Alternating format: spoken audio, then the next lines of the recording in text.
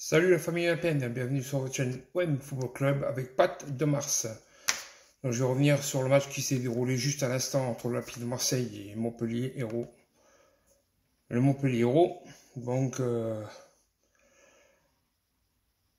Papy Gasset avait opté au départ pour son système en 3-5-2.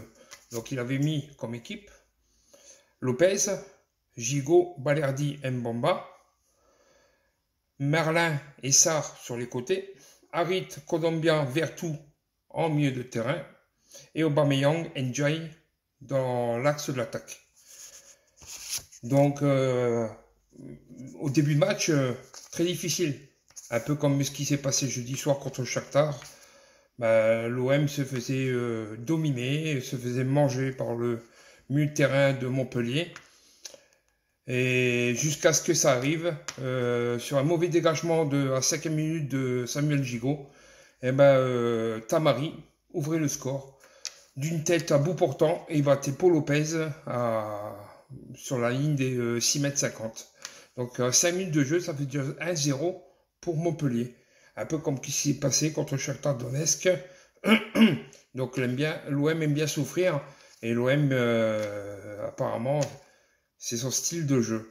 Donc, juste après ça, on a failli prendre un 2-0 sur une poussée montpelliéraine dans nos 18 mètres.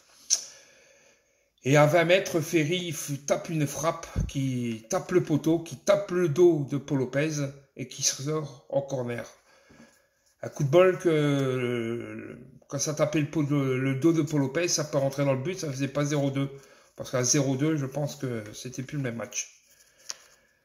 Donc, juste après, l'OM commençait à se réveiller. Donc, comme je dis, c'est un OM à réaction, hein, un peu comme le Shakhtar Donetsk. Hein. Donc, ils aiment bien se faire prendre en revers et après, ils réagissent toujours. Donc, pendant tout le reste du match, donc l'OM commençait à reprendre possession du ballon, a eu des occasions, mais sans vraiment concrétiser leur action. Et arrive la 31e minute, sur un cafouillage dans la surface de Montpellier, qui se trouve à point nommé pour reprendre le ballon. Donc Iliman Ndiaye contrôle le ballon du pied droit et frappe du pied gauche en pleine lucarne. 31e minute de jeu, donc ça faisait un partout entre l'OM et Montpellier. Donc on se dit un partout comme Shakhtar Donetsk. Maintenant on va pousser pour essayer de gagner. Et arrive justement, juste avant la fin de la première mi-temps, à la 43e minute de jeu, il y a Ismaïla Sarr qui déborde sur son côté droit, qui fait un centre sans vouloir faire un centre.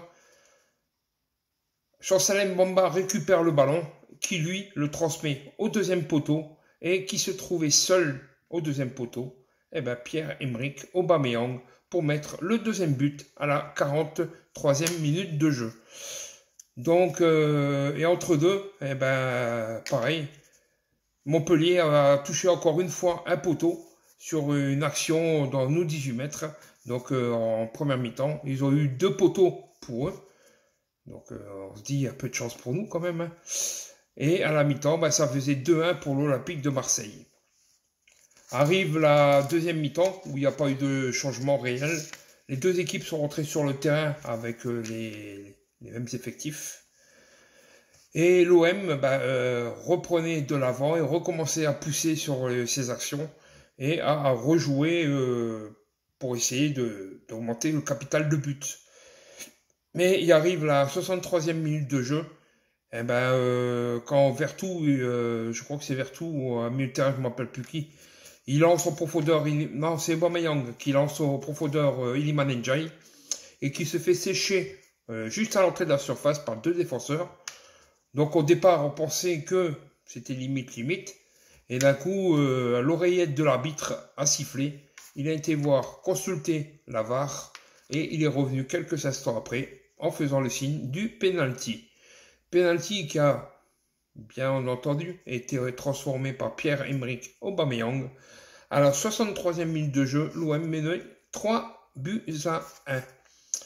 Donc, juste après, il y a eu l'entrée de Pape Gay et de Ulysse Garcia, et sortie de Colombia et Merlin.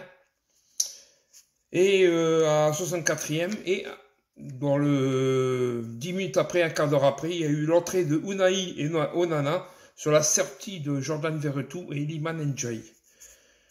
Et 3 minutes après les entrées de Unai et Onana, eh ben, Ismail Assar a débordé sur le côté droit et a centré au premier poteau. Et le défenseur de Montpellier, ben, Sako, l'a poussé au fond. Donc à la 82e minute de jeu, ça faisait déjà 4-1 pour l'Olympique de Marseille. Et une minute après, il y a une sortie de Gigot qui s'était fait un peu mal juste avant avec Pape Gay sur un tacle dans notre défense. Et il y a eu l'entrée de Abdoulaye Milité. Donc le match est resté comme ça jusqu'à la fin du coup de sifflet final. Donc l'OM a remporté la rencontre 4-1. L'OM reste quand même 9e au classement, mais à 3 points du 6e Lens et à 5 points du 5e Lille, qui ont tous les deux 36 et 38 points.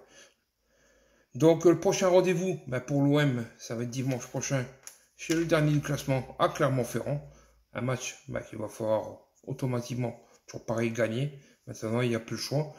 Et je pense que Papy Gassé, lui, il nous a fait du bien, parce que depuis qu'il est là, il a remis les bons joueurs à leur bonne place, pas comme certains entraîneurs qui faisaient de tout et n'importe quoi. Je vais donner maintenant les notes des joueurs de l'OM sur cette rencontre. Alors pour Paul Lopez, 5 sur 10.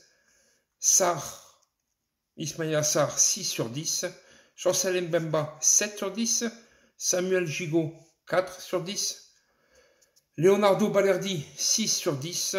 Quentin Merlin, 6 sur 10. Geoffrey Colombia, 7 sur 10. Jordan Verretou, 5 sur 10. Amin Harit, 5 sur 10. Iliman Ndiaye, 9 sur 10, rien à dire. Et Pierre-Emerick Aubameyang, 8 sur 10. Donc voilà, très bon match de l'OM. 3 points, parce qu'il nous les fallait, pour distancer le peloton de tête qui est derrière, pour éviter de se faire des frayeurs avec le peloton de relégation. Donc maintenant, on approche un peu plus du peloton du podium que ce qui est derrière nous.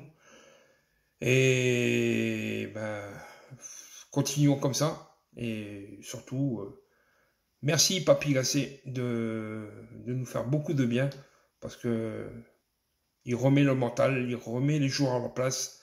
Et ça, franchement, on en avait besoin, malgré le temps pourri qu'il y a eu ce soir autour de Marseille. Donc voilà, famille, si cette petite vidéo elle vous a plu, n'oubliez pas de mettre le pouce, de vous abonner à la chaîne OM Football Club, d'activer la cloche si ce n'est déjà fait pour continuer à nous suivre. Et c'est une chaîne que je partage toujours avec mon ami, le guerrier de la rue. Sur ce, la famille Lapienne, Forza OM.